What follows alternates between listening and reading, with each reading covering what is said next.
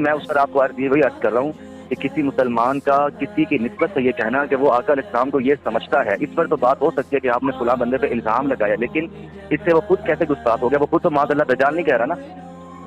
آپ علم الکلام کی جو ہماری کتابیں ہیں، امام ماتریدی کی کتاب التوحید میں آپ دیکھیں کہ کفر کا اطلاق کب کیا جاتا ہے کسی بندے پر؟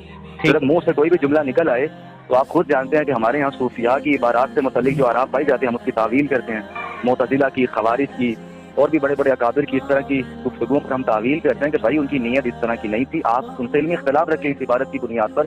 اگر مرزا صاحب اپنے عقیدے میں یہ بات لاتے ہیں تو میں آپ سے آگے بڑھ کر یہ کہوں گا کہ اس بندے کو پکڑیں۔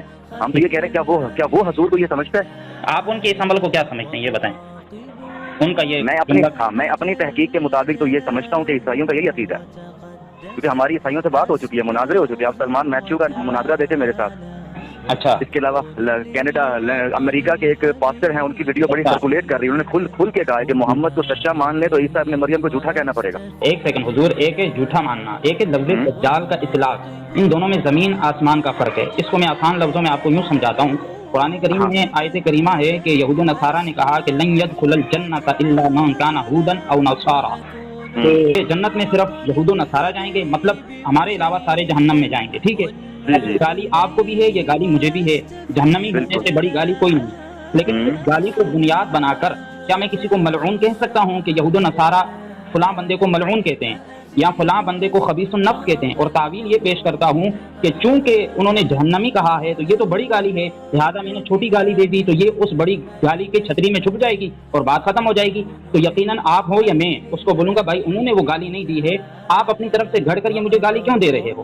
تو سیم اسی طرح سے یہ تو ترجیحات ہو سکتی ہے نا، میں بات آپ کی سمجھ رہا ہوں۔ مسئلہ اصل میں درپیش ہے کہ مرزا صاحب نے جو کچھ کہا وہ میں نے پہلے عرض کیا، وہ مبنی پر خطا ہو سکتا ہے، کھلی گمراہی ہو سکتی ہے، جہالت ہو سکتی ہے، لیکن کیا یہ گستاخی ہے؟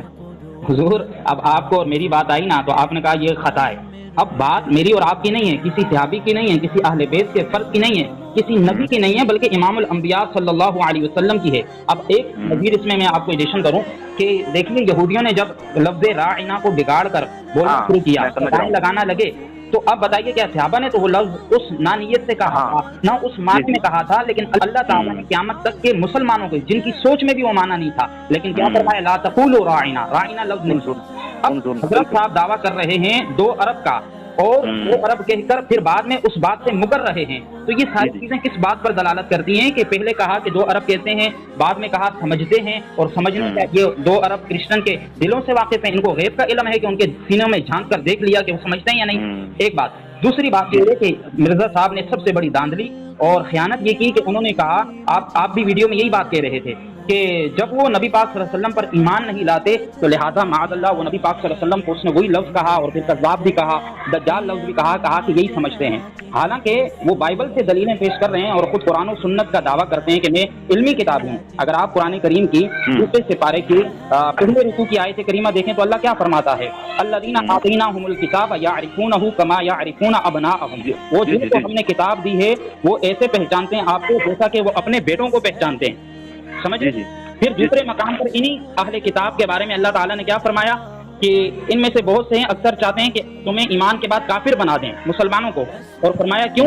فرمایا حسدا من عند انفسہم، ان کے دلوں میں جو حسد ہے نا اس کی وجہ سے۔ اب آگے سوال تھا کہ صرف حسد ہے یا یہ مسلمانوں کو اور ہمارے نبی کو غلط بھی سمجھتے ہیں؟ تو اللہ تعالیٰ نے خود جواب دیا کہ من بعد ما تبین لهم الحق، بعد اس کے کہ ان کے لیے حق ظاہر ہو چکا، یعنی وہ صرف نبی پاک صلی اللہ علیہ وسلم کو سچا نہیں سمجھتے تھے بلکہ آپ کے صحابہ کو بھی سچا سمجھتے تھے، لیکن حسد کی وجہ سے وہ ایمان نہیں لاتے تھے۔